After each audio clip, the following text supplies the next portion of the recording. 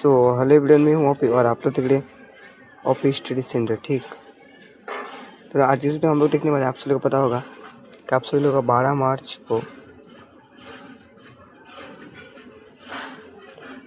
को एग्ज़ाम होने वाला है 6 और 7 का। तो उनमें से जो क्लास 7 का है आज हम लोग देखने वाले हैं उसका रियल क्वेश्चन पेपर, साथ में उसका आंसर की भी हम लोग देखने वाले हैं। ठीक, चलिए देखते हैं। देखिए ये क्वेश्चन कहाँ से आता है।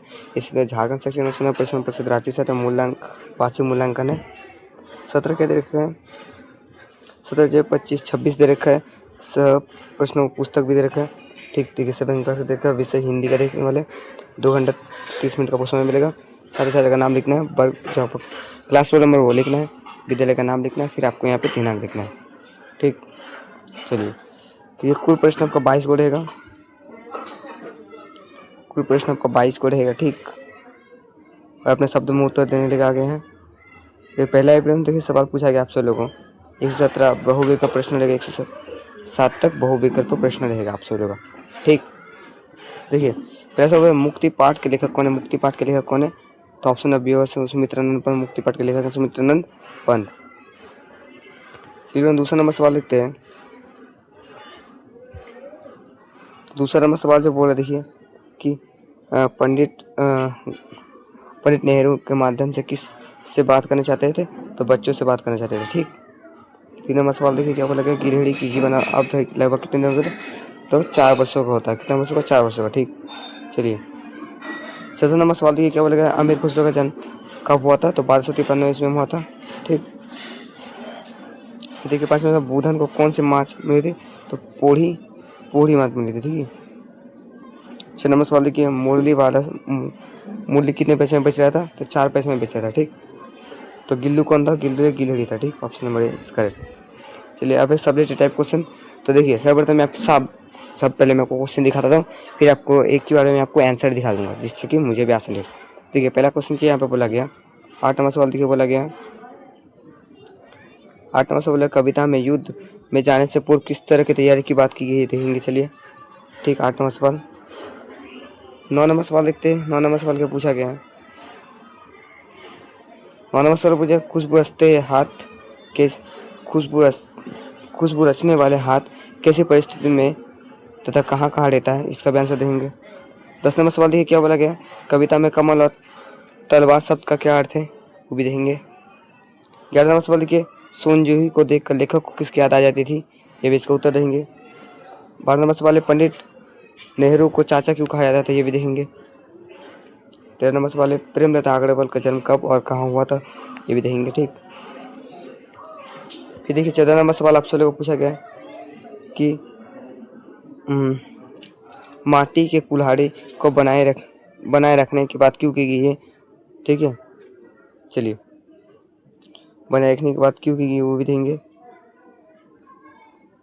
चलिए 15 नंबर सवाल देखते हैं।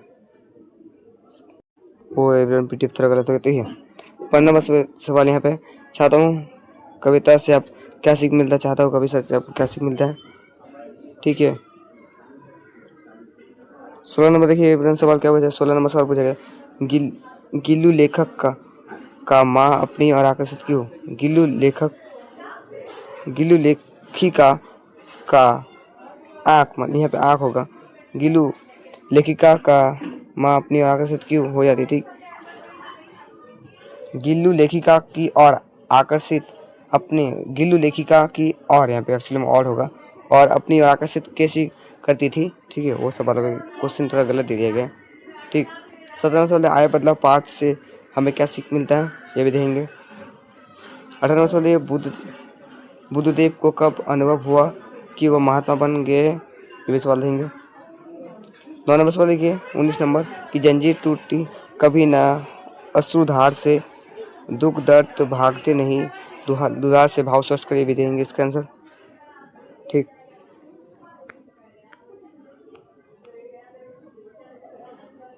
20 नंबर सवाल है, प्रधान अध्यापक को 4 दिन की छुट्टी के लिए आवेदन पत्र लिखे कोई विषय पर, ये भी देंगे। चलिए फिर देखिए 21 नंबर, शीत ऋतु पर निबंध लिखे, ये भी देंगे।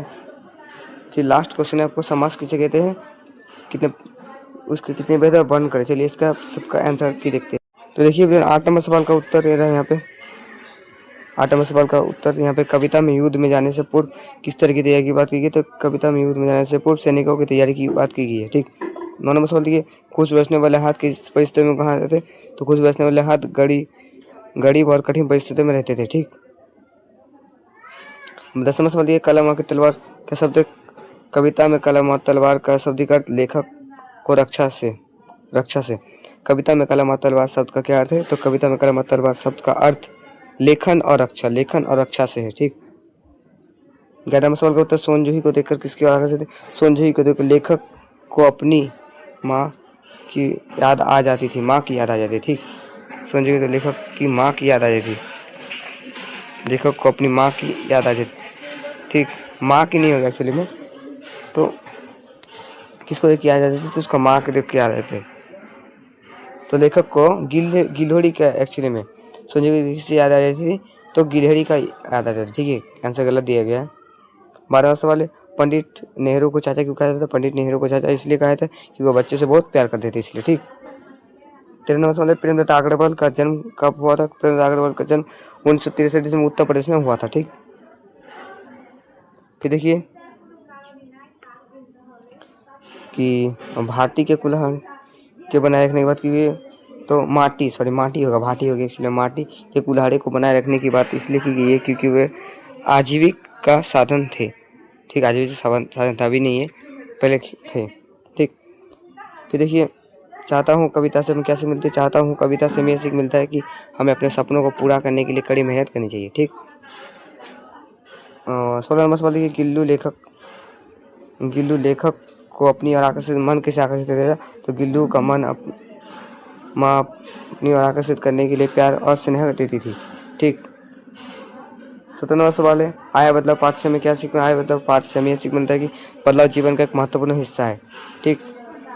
18वां सवाल देखिए कि बुद्धदेव को कब अनुभव हुआ कि वो महात्मा, बुद्धदेव को अनुभव हुआ कि महात्मा बन गए जब उन्होंने अपने जीवन के उद्देश्य को समझने पाया। मतलब जो वो एक दुकानदार था जलेबी वाला, तो वो उसको बोला था बुद्धदेव है खा लीजिए खाना, तब उसे अनुभव हुआ।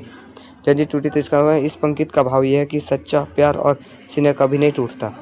प्रधानाध्यापक से आवेदन पत्र देखिए लिखा हुआ है, आपका नाम लिखना है, प्रधानाध्यापक विषय ये लिखा हुआ है, आप उसे देख लेना। ठीक। 21 नंबर देखिए, ग्रीष्म ऋतु पर निबंध।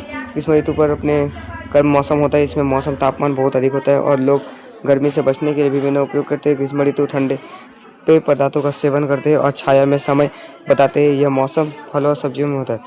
समास किसे कहते हैं, तो समास एक व्यापारिक प्रक्रिया है जिसमें दो या दो से अधिक मिलन या नया शब्द बना। समास के 6 प्रकार है, अव्ययभाव समास, तत्पुरुष समास, कर्मधारय, द्विगु समास, बहुव्रीहि, द्वंद्व समास। तो ये था आपका क्वेश्चन। अगर आपको विषय तो लाइक करना। ठीक है, आपसे लाइक करना प्लस सब्सक्राइब भी करना और अपने वीडियो को दोस्तों के साथ भी शेयर करना। ठीक है, ओरिजिनल क्वेश्चन पेपर था। मिलते हैं नेक्स्ट वीडियो के। जय हिंद, जय भारत, बाय बच्चों, बाय।